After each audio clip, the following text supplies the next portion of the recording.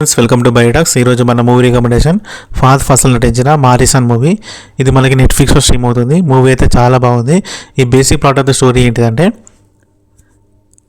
ఒక 13 to 14 years మధ్యలో చిన్నపిల్లలు ఉంటారు కదా, వాళ్ళని వాడుకొని ఉమెన్ ట్రాఫికింగ్ చేస్తారనమాట వేరే కంట్రీస్కి.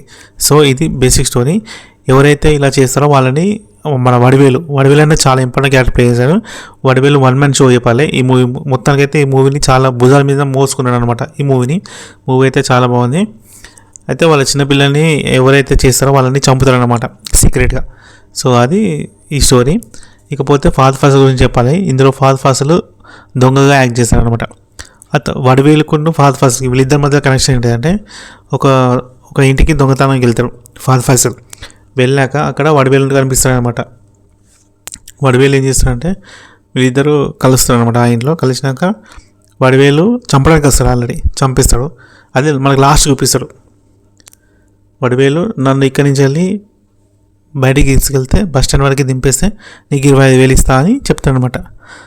సో సరే అని 25,000 కోసం మన వడివేల్ని దింపుతాడనమాట బస్ స్టాండ్లో. దింపేటప్పుడు మధ్య దారిలో ఏదైతే 25,000 అగ్రిమెంట్ చేస్తారో ఆ అగ్రిమెంట్ కోసం ఏటీఎంకి వెళ్తారనమాట. ఆ ఏటీఎంలో డబ్బులు వేసేటప్పుడు మన ఫహద్ ఫాసిల్ చూస్తారనమాట. 25 లక్షలు ఉంటాయి అకౌంట్లో. సో ఎలాగైనా ఇతన్ని మోసం చేసి ఆ డబ్బులు కొట్టేయాలని అతని ప్లాన్ అనమాట ఫహద్ ఫాసిల్. అందుకే వడివేలు ఎక్కడికి వెళ్తారో ఏదో కారణం చెప్పి అతను కూడా వెళ్ళిపోతారనమాట. మూవీ అయితే చాలా బాగుంది, చాలా బాగుంది. మిస్ కాకండి. ఇలాంటి మరెన్నో మూవీ రికమెండేషన్ కోసం మన ఛానల్ని సబ్స్క్రైబ్ చేసుకొని అలాగే లైక్ చేయండి. Thank you for watching.